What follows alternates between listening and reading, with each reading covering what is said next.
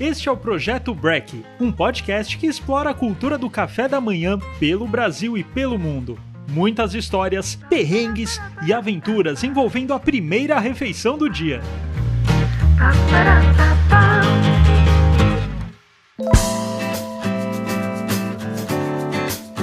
Olá, sejam bem-vindos a mais um episódio. Eu sou Guilherme Zawit, criador do Projeto Break, e quem grava e edita nossos podcasts é a Gup Comunicação. Nossa convidada é Carolina Bess, criadora da plataforma cultural Manacá.ac, que oferece vivência e experiência para franceses conhecerem São Paulo de uma forma mais local e humana, explorando bairros, cafeterias, livrarias e museus, tudo a pé, como manda boa etiqueta parisiense. Bem-vinda, Caro, tudo bem? Tudo certo.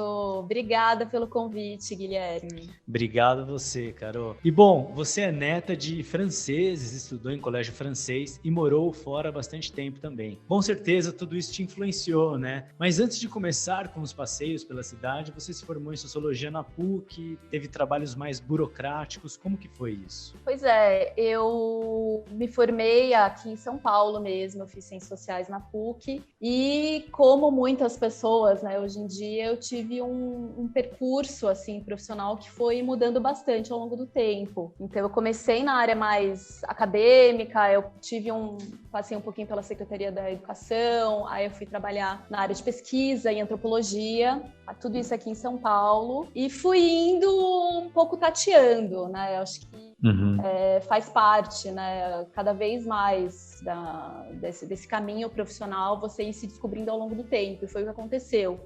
Aí eu fui para pesquisa acadêmica, depois pesquisa de mercado, trabalhei na área de sustentabilidade, até eu chegar na Manacá, né? Acho que foram vários caminhos que me levaram até onde eu estou hoje. E de onde surgiu a ideia da Manacá? Como que você criou o conceito, a ideia? Quando que foi assim, tipo, o turning point que você falou, não, preciso sair da sociologia, desse trabalho burocrático e trabalhar com algo que tenha a ver com a cidade, com franceses? Então, uma coisa assim, a minha, né, como você falou no começo, eu tive já uma experiência fora, na França, eu estive sempre em contato com a cultura francesa e com outras culturas, assim, a minha família também sempre teve muita gente viajando, então, de alguma forma, eu sempre tive um interesse grande por entender e conhecer diferentes culturas, a francesa e outras culturas também. E depois de morar um tempo fora de São Paulo, né, eu morei 5 anos no Rio.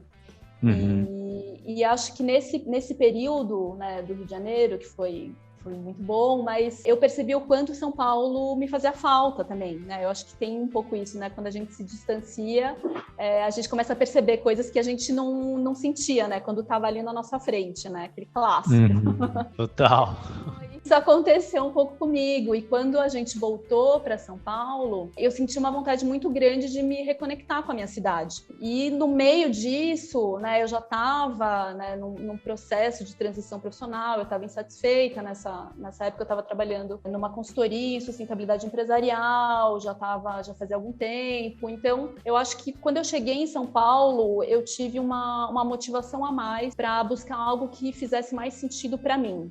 Como profissional, mas também como pessoa. E foi assim que, de uma forma quase que natural, assim, surgiu essa ideia de desenvolver um trabalho que começou como um projeto e que depois se transformou, né, no meu trabalho, que era essa coisa de acolher os franceses de uma maneira realmente mais local, né? Então pegar todo esse meu conhecimento pessoal e profissional e usar isso para mostrar, né, a cidade de uma maneira mais humana, mais local. Então foi assim que tudo aconteceu.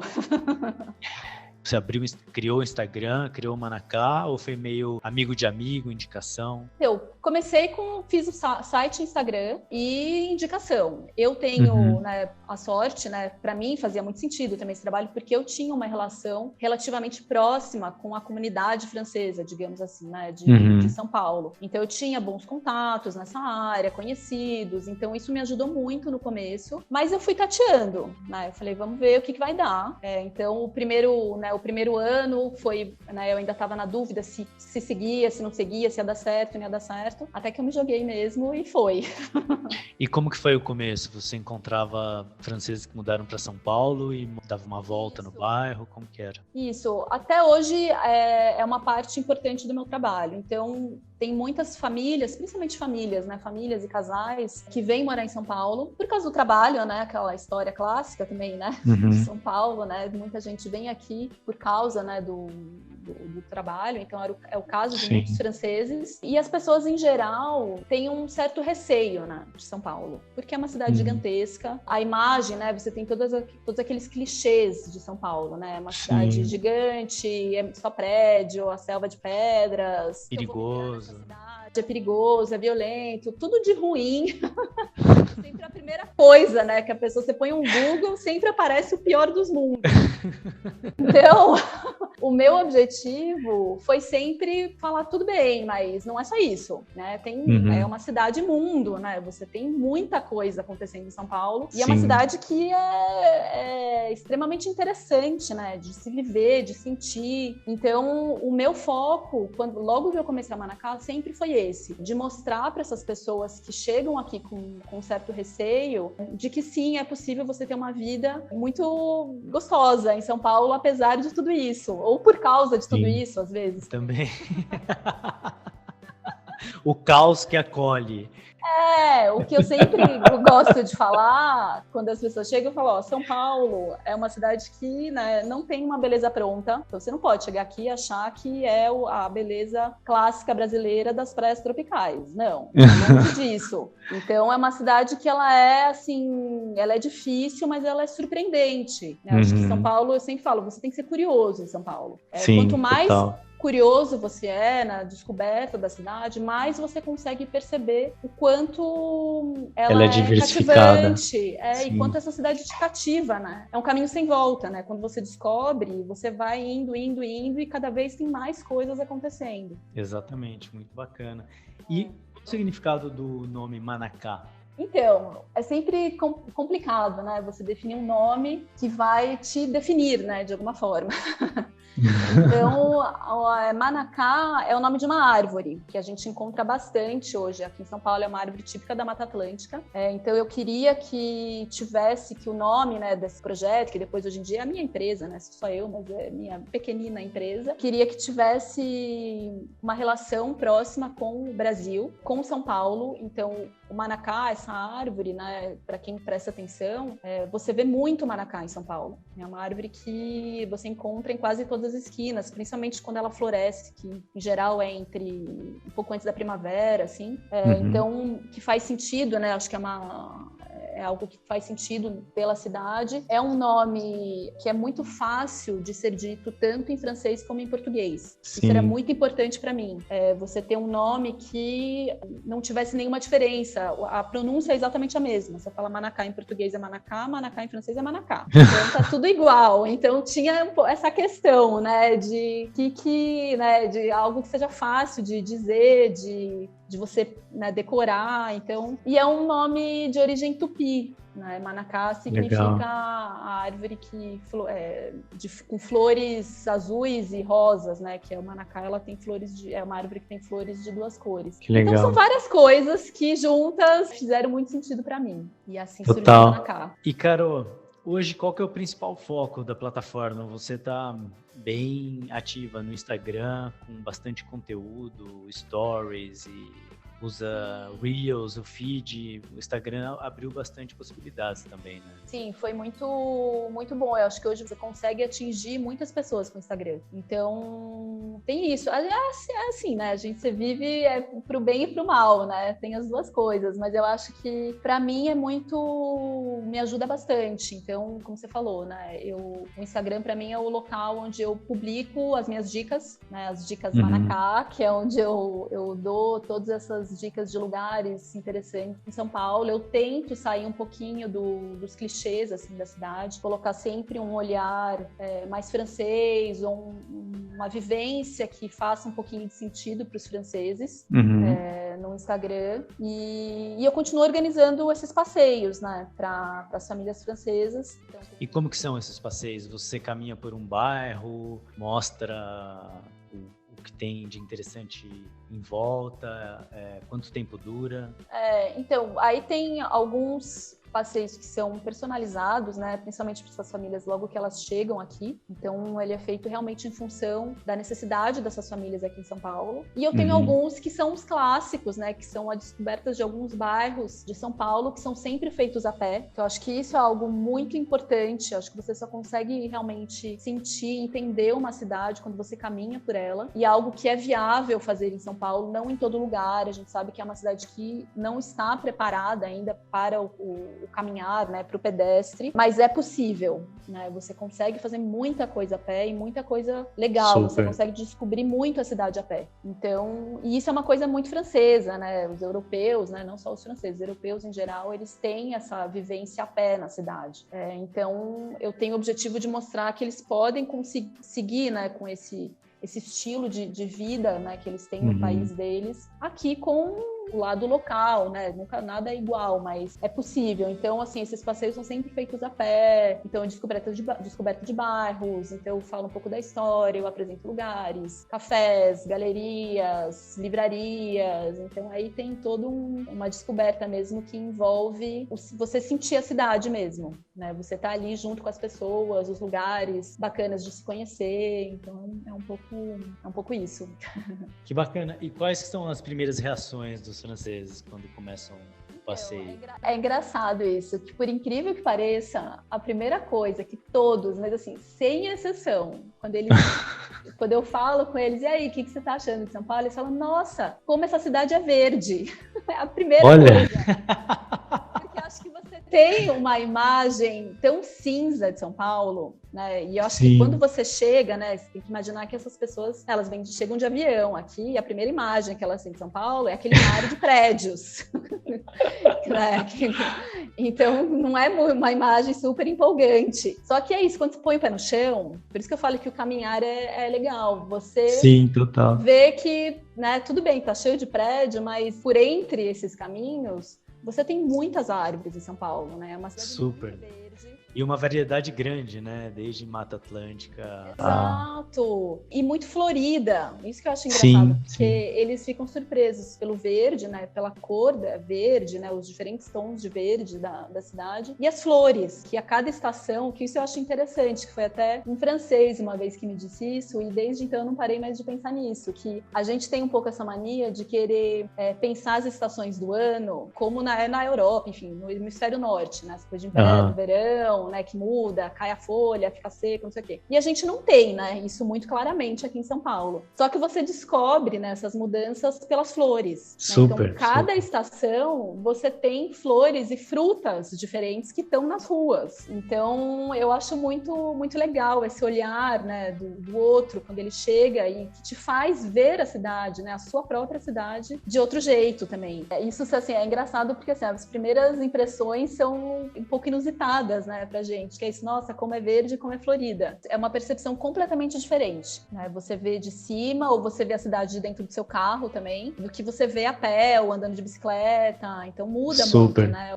A maneira como você vê e vivencia também, né? E você comentou bicicleta, eles andam bastante de bicicleta aqui também? Então, a bicicleta é um pouco... O francês gosta muito, né? De andar de bike e de fazer as coisas de bicicleta. Aqui, eles têm um pouquinho de receio. Alguns fazem, dependendo do bairro, né? Onde você mora. Mas eles têm um pouquinho de receio por causa das ladeiras, né? Porque São Paulo tem muita ladeira, né? Então, já complica um pouquinho. Subidonas.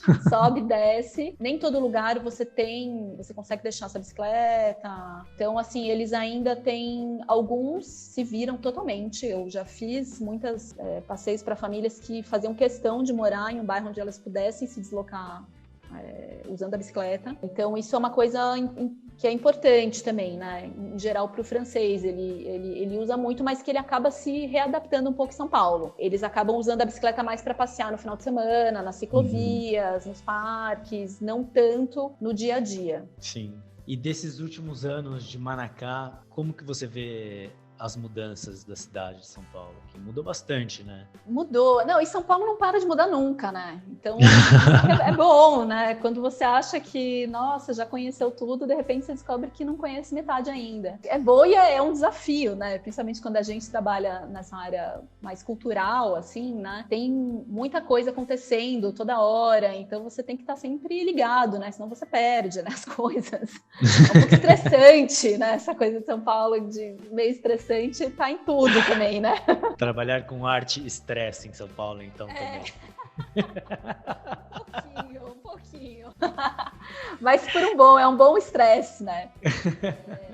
E eu acho que isso também é algo que eu sempre quero muito mostrar. E eu acho que os paulistanos e os brasileiros, em geral, eles têm descoberto também cada vez mais essa riqueza cultural da cidade de São Paulo, né? De museus e centros culturais. Acho que São Paulo ainda era muito focado só em gastronomia e hoje em dia isso ampliou bastante. E eu percebi muito quando eu fiquei fora, né? Eu voltei a morar em São Paulo em 2016. E eu acho que, né, para mim, assim, teve um ponto, eu não sei o que você acha disso, eu percebo um ponto importante, assim, na transformação de São Paulo, que foi a Copa do Mundo de 2014. Eu tenho a impressão que, de repente, deu um clique, assim, nas pessoas e elas descobriram a cidade. Eu não estava em São Paulo nessa época. E, de repente, eu comecei a ver que as pessoas começavam a ir em um monte de lugar que já estava aí há muito tempo e que ninguém sabia que existia. Então, eu acho que o fato dos estrangeiros estarem vindo cada vez mais em São Paulo em busca dessa área cultural, né? São Paulo tem um turismo cultural como Nova York, Paris, né? Esse tipo de turismo que é muito legal. Sim. E que as pessoas não valorizavam, né? Eu tenho a impressão que, né, ia para Paris e ficava uma semana visitando o museu, voltava para São Paulo e não pisava em um museu aqui na cidade. Total, só andava de carro, trabalho, casa. E ia no restaurante, como você disse, né? Realmente, São Paulo, por muito tempo, foi esse turismo gastronômico, assim. Exato. De sair para comer, né? Pois é, e eu senti nos últimos anos que teve uma mudança muito legal, assim, aqui de valorização desses espaços culturais e das pessoas valorizarem também cada vez mais, né? Sentirem vontade, orgulho, né, desses locais. Bom, eu não sei se tem a ver com a Copa, principalmente foi uma Copa... o famoso 7-1, né? Uma Copa... Eu nem tô falando do resultado. Queremos esquecer. Mas por aí nesse período eu acho que começou um boom assim, de ciclovia, de ciclofaixa, a virada cultural, até eu comentei com a Alana, que foi uma das nossas convidadas, que para mim a virada da chavinha foi a virada cultural em São Paulo, sabe? Você frequentar o centro à noite, metrô 24 horas, diversidade social, todo mundo junto, assim, compartilhando o mesmo espaço. Não, isso é uma Você sabia que a virada cultural é inspirada num evento francês? Não sabia, vamos lá. Chama La Nuit Blanche. Tem a Nuit Blanche todo ano na França e eles se espelharam na Nuit Blanche francesa, que começou em Paris, para trazer esse conceito da virada cultural aqui em São Paulo, que deu muito certo. Super. E lá é no verão, provavelmente. Lá é no verão, E é a mesma coisa, tem shows na rua, eventos grátis. É o mesmo estilo. É o mesmo estilo, Você tem muita coisa. O que tem, assim, um pouquinho de diferente, a Nuit Blanche, em geral, eles têm um desfile, tipo pelas ruas, assim, um desfile com música, sabe? Vários grupos musicais, mas que vão desfilando, né? Fazem um percurso. Então, isso que não tem aqui na virada, né? Esse estilo desfile, assim, musical. Mas, de resto, é tudo igual, é muito legal. Olha que dica boa já para os produtores aí, colocar um blocão na virada cultural. Pronto. Um blocão que vira à noite, cruza a cidade. Eu não sabia, super legal, interessante. O mais próximo que eu participei disso foi um evento há bastante tempo em Buenos Aires que se chama Noite dos Museus. E é um fim de semana inteiro que os museus ficam abertos 24 horas, as galerias, os museus. Então tá todo mundo na rua, assim, vai pro bar, vai ver uma exposição, vai para um outro bar, vai numa galeria, até de manhã. Então, na França, na Nuit Blanche, acontece isso também. Super bacana. Muito legal, é muito legal. Eu acho que é isso, te proporciona, né, ver a cidade de um jeito diferente, né? Lugares que você passa todo dia, que você não presta atenção, né? De repente você passa, né, durante a virada cultural e tá tendo um show ali, você fala, nossa, eu nunca imaginei, né, que eu pudesse ver essa praça com um monte de gente, todo mundo dançando, então... Isso é super bacana. E também 2 detalhes importantes, né? A Paulista fechada trouxe um movimento enorme ali para aquela região. E o Minhocão também, né? O Parque Minhocão. Agora o Parque Augusta ficou pronto. Tá eu ainda não incrível, fui todo no mundo Parque frequente. Augusta. E não, isso que você tá falando dos parques, eu acho que também é um ponto muito importante de São Paulo, né? A gente tem muitos parques aqui na cidade. Muitos. Com estilos diferentes, que todo mundo acaba conhecendo mais o Ibirapuera, que é um parque muito gostoso, enorme, né? Onde você tem tudo, você tem lazer, museu, cultura, você tem tudo ali dentro. Exato. Mas tem muitos outros também, né? Acho que você tem uma variedade de parques também muito legal. Isso é bacana, tem parques interessantes e, assim, pequenos dentro de bairros. Um que eu sempre indico, que eu moro perto, é o Parque da Água Branca. É uma delícia esse parque. Que tem pato, galinha, tudo solto, tem um lago com peixes. Domingo tinha, pelo menos, antes da pandemia, um café da manhã... Caipira, né? Caipira, no forno a lenha. Eles faziam pão de queijo no forno a lenha, café coado, moda de viola... Gente, esse parque é maravilhoso. A gente parece que está no interior. É super... Tem esse clima de interior. A vegetação é fora do comum, assim, porque você quase não vê o céu de tanta árvore, né? Tanta copa de árvore, assim, forma aqueles túneis, é maravilhoso. Até a temperatura, acho que é 10 graus. E ele tem um tamanho bom também, né? Ele não é gigantesco, você consegue exatamente, conhecer bem todos os cantinhos do parque, ele é muito gostoso mesmo. Carol, seus avós são franceses, né? Você fez o colegial na França. Conta um pouco sobre essas experiências de nacionalidade dupla.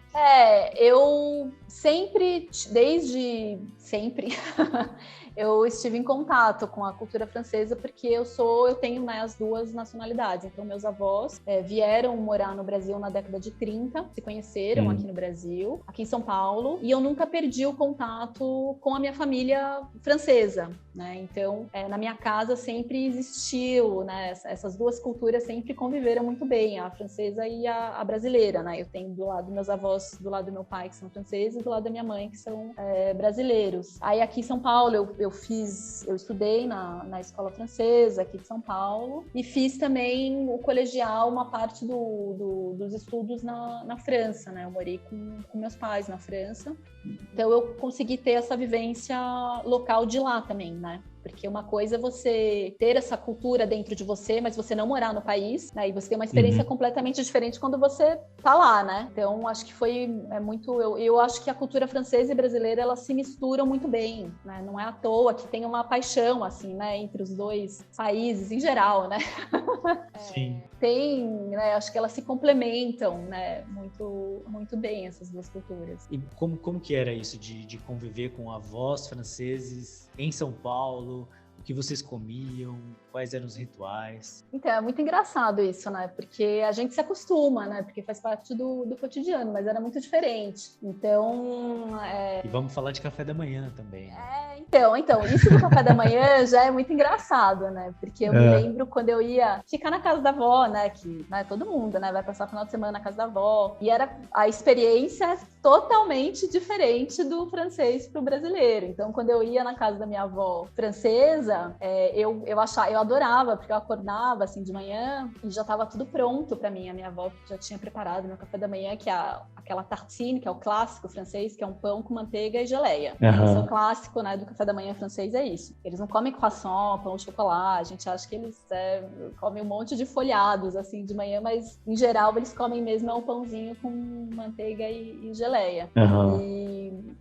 Na minha avó era isso, assim, o café da manhã, na minha avó francesa, né? E quando eu ia para casa dos meus avós brasileiros, era uma farra, já começa aí, porque nunca tem um neto só, né? Você sempre tem né, uma penca de netos que vão passar o final de semana juntos. E daí é aquela coisa de fartura, né, brasileira. Então, na hora do café da manhã, você tem pão, você tem fruta, você tem bolo, broa. Meu avô gostava muito de comer broa, então tem broa, e tem suco, tem tudo, assim, né?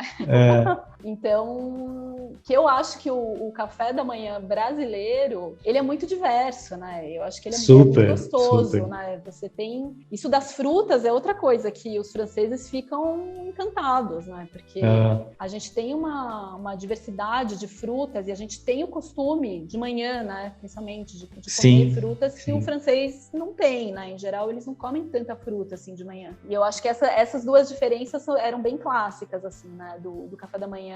E mesmo do dia a dia, né? Você vai almoçar, né? Com a casa de vó, né? A gente tem essa coisa que vai sempre estar cheia a casa. Tem que sobrar, né? Você tem que guardar para levar quentinha. Todo mundo tem que levar uma quentinha. Levar um pedaço do pavê no final que sobrou. Tem que, se não sobrar, não tá bom, né? Tem que sobrar. Não tá bom, exatamente. E a França é o contrário, né? Não pode sobrar. Pode sobrar. Então você calcula, né? Então você sabe quantas pessoas vão. Você tem muito esse costume de sentar à mesa, sempre. Então, muitas vezes você calcula, né, o jantar, o almoço que você vai fazer na sua casa em função de quantas cadeiras você tem em volta da sua mesa. Né? Tem que caber todo mundo sentadinho. E é uma comida, assim, é o prato, tá pronto ali, né? Então, se tem, sei lá, um peixe, tem um peixe para cada um. Se você queria repetir o peixe, não dá para repetir o peixe. Então, é diferente, né? Eu acho que é um estilo diferente. Qual que era o almoço tradicional de domingo nos seus avós franceses? Sabe que variava bastante. A minha avó fazia muito peixe, né? Então sempre tinha muito peixe, legumes. Raramente era algo muito pesado, né? Normalmente uma comida mais leve, saladas. Esse estilo mais mediterrâneo, assim, né? De alimentação. Que mudava muito do brasileiro, né? A casa da minha avó brasileira é aquela coisa, arroz, feijão, bife... Lasanha, né? Arroz com lasanha. Arroz, lasanha e batata frita. E isso é outras coisas que os franceses têm um pouco de dificuldade. Eles vão no quilo, porque isso de restaurante quilo já é uma inovação, né? Porque na França não tem isso. Porque você vai colocando tudo no prato, né? No cantinho tem arroz, feijão, a salada, alface, tomate, o legume. E eles...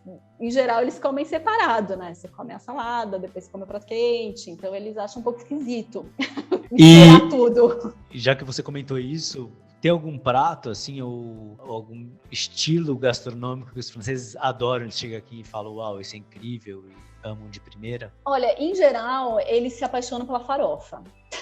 Sério? Isso é um pouco complicado. Pensei que você ia falar, tipo, moqueca, bobó de camarão. Porque chega aqui e eles descobrem a farofa e eu não sei, rola um crush, assim, com a farofa. Nossa! Eu acho engraçado isso. Muitos, assim, tem, mas... eu não sei. Uma coisa que eles gostam muito, realmente, dessa coisa dessa gastronomia mais baiana, né? Eles gostam muito, se identificam bastante. Acho que tem muito molho, né? O francês, ele tem essa coisa com molho, né? Sim. Na culinária, né? Os molhos, então tem isso. Mas eu diria a farofa. Eles são bem regrados, mesmo que você comentou, né? E não só no sentar à mesa, mas também em detalhes como onde comprar o pão, que seriam as boulangeries, os cafés, são mais lugares para sentar, passar o tempo, ler. Comprar croissant já não é na padaria, é outro lugar específico, né? Quais são essas diferenças? Então, aqui a gente, normalmente é tudo meio misturado, assim, né? Você vai numa padaria, muitas vezes você tem, né, o pão, o croissant, e você tem a parte de doces, né? Você vai principalmente aqui em São Paulo, essas, né, padarias um pouquinho maiores, assim, você tem os doces, bolos, enfim, você pode comer, como você falou, você pode sentar, comer ali, você tem café da manhã, você tem almoço, você tem um pouco de tudo. E na França é muito diferente, né? Na França, em geral, você tem, né, a boulangerie, né, que seria a padaria, ela vende pão, né? Pega o pão e vai embora. Pega o pão e vai embora. Então, são todas as padarias. A famosa baguetinha debaixo do braço. É isso aí. Pão é um clichê que é verídico esse. Então, Assim como a farofa é um clichê verídico brasileiro. Pois é, então tem isso, né? A relação com as padarias é um pouquinho diferente, né? O pão é a farofa francesa, é o pão, né? Que tá em todas as refeições.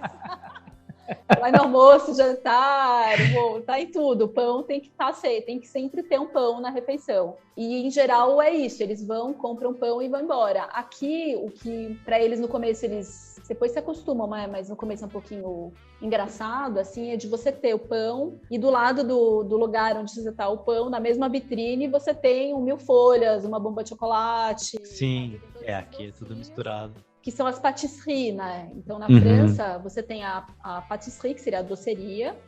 Doceria que fala, né? Doceria. Que vende daí só os docinhos, daí típicos franceses. Claro. Eclair, mil folhas. Eclair, tudo isso. E em outro estabelecimento você tem as padarias, né? Que daí você tem o pão. O croissant, o pão, o chocolate, eles entram no quesito padarias. Sim. Apesar de não ser algo que eles não... A gente tem um pouco essa imagem que a gente acha que eles comem toda hora croissant e pão ou chocolate. E, em geral, é algo que eles comem no final do dia, tipo um lanchinho. Não é tanto no café da manhã, assim, né? Que eles comem como a gente gosta aqui, né? Sim. Bom, né? Se comer um croissantzinho de manhã com café é maravilhoso. Não, como nós comentamos, né? O brasileiro no café da manhã é um evento... Só faltou a farofa, né? Pois é, a gente que de certa maneira tem, porque tem o cuscuz, que não deixa de ser um tipo de farofa de milho, cuscuz com ovo no Nordeste, no Norte. E, além disso, tem o bistrô, né? Qual é a definição de bistrô? É um lugar só para comer um almoço e jantar, um prato típico francês? O bistrô aqui, fora da França, muitas vezes... Não, na França, junto. Assim, na França o bistrô é um pouco um restaurante do dia a dia, assim, né? Então você tem uma comida para almoço, jantar, você tem alguns um pouquinho mais sofisticados, mas não é o que a gente, né, tem aqui. Em geral, você põe bistrô francês, a gente imagina um restaurante chique. Na França, nem todo bistrô é chique, né? E você pode indicar 3 lugares clássicos franceses aqui em São Paulo? Então, lugares que eu acho que tem uma pegada bem francesinha, assim, indo para esse lado do bistrô, assim, de restaurante. Eu gosto muito do La Tartine, que eu acho que eles têm você tem uma experiência muito verídica, assim, né? Francesa, claro que é adaptado, mas tanto no cardápio, né? Eles têm de entrada, eles têm umas saladas, os franceses, eles comem muita salada, então tem umas saladas diferentes. Você tem aquela salada niçoise, que eu gosto muito, que é bem típica francesa, que vai atum, vai ovo, enfim, tem várias saladas. Eles têm patês, né? Os franceses, eles gostam muito de patê. No La Tartine você tem, acho que, uma experiência tanto visual como gastronômica que se assemelha muito ao que você tem no dia a dia na França, né? Eles têm uma carta de vinhos muito boa, então eu acho que eles têm uma proposta bem legal. Bacana. Aí, que mais? Outro... a Aliança Francesa, né, o Teatro da Aliança Francesa, que fica ali na Vila Buarque, eu acho que é um clássico histórico, cultural francês de São Paulo, né? Então, eles têm uma programação cultural que sempre tem um pezinho na França, né? Então, por exemplo, agora eles estão até comemorando o centenário, estou confundido com a semana de chamada aqui, que é o 400 anos, agora me esqueci, não sei quantos anos de Molière. Então, eles estão com uma programação específica sobre Molière na Aliança Francesa. Legal. Então, acho que eles têm uma biblioteca só com livros franceses lá dentro do espaço do teatro. Então, é um lugar bem, bem legal. E acho que pâtisserie, né? Os docinhos franceses tão amados e tão gostosos. Eu acho que aqui em São Paulo você tem algumas, mas eu indicaria uma que é totalmente fora da rota, né, mais conhecida em geral aqui de quem mora aqui em São Paulo, que é o Atelier Voltaire, que é uma pâtisserie que fica ali na Vila Mariana, Chácara Clabin, e que é de um francês. Eles têm uns docinhos muito bons, tipo o Eclair, é um dos que é a nossa bomba, né, de de chocolate ou de outros sabores. É muito gostosa. E eles têm lá, eles aderiram ao estilo brasileiro. Mas essa patisserie é bem... Acho que você tem uma experiência e é frequentado por muitos franceses. Então, é um lugar interessante, assim, de conhecer. Maravilha. E você tem algum prato que você gosta de fazer em casa quando você tá com saudades, assim, da cultura francesa? Ai, gente... Ou você vai na boulangerie e compra? É que eu acho que isso de pratos tem uma coisa muito afetiva, né? Uhum. Então, o que eu gosto de fazer era um doce que a minha avó fazia, né? Que não é especificamente super francês, mas que para mim me remete muito à França, que era um sorvete de morango. Que legal. Que é bem... Os franceses, em geral, nessa questão do sorbet, né? Dos sorvetes, eles são muito das frutas também, né? Mais do que o estilo italiano, né? De sorvete, né? Então, tem essa coisa muito de fruta. E acho que para mim isso me remete à França, né? Não que seja super típico. Mas qual que é a diferença? Não vai leite, é com água, é fruta fresca? Ah, gente, é fruta fresca e creme de leite, né? Ah, creme de leite. O francês não vive sem creme de leite. Não é possível isso. É a crème fraîche. Inclusive, aqui eles saem caçando o crème fraîche, porque o nosso creme de leite não é igual ao creme de leite deles. Então, rola até uma máfia ali de onde que tem o melhor creme de leite. E eles vão caçando, um dá dica para o outro. Então, é creme de leite, gente. E creme de leite fresco, né? E São Paulo também tem bastante queijaria, né? Você leva os franceses nessas queijarias? O que eles acham do nosso queijo? Eu sempre levo, e essa é outra coisa que surpreende os franceses, porque queijo faz parte também do cotidiano, né, do francês. Então, ele, né, tá na refeição do dia a dia, né? Normalmente, depois o almoço tem a entrada, o prato principal, e depois vem o queijo. E eles não acham, né, que eles vão chegar aqui e encontrar bons queijos. Então, eu faço questão de mostrar isso para eles, porque você tem, né, como você falou, cada vez mais queijarias muito boas aqui em São Paulo, onde você encontra queijos não só da região aqui de São Paulo, mas queijos de Minas também, de outras regiões do Brasil, e que são, né, deliciosos e que são diferentes dos queijos franceses. Então, eu acho que isso é legal também, de você abrir, né, o seu paladar para uma outra coisa. Então, aqui você tem acesso a queijos muito bons, que são diferentes, né? Você não é o camembert, né, não é o brie, esses clássicos franceses, não são os queijos típicos do Brasil. Então, eu gosto muito de mostrar para eles essa diversidade dos queijos aqui, que é diferente do que eles fazem lá, assim. Eu acho muito legal isso, você mostrar para eles o que é feito aqui e que eles podem, né, incluir isso na refeição do dia a dia deles aqui também, né? De uma maneira um pouquinho diferente, né? Trazendo o local para esse momento que é tão francês, né?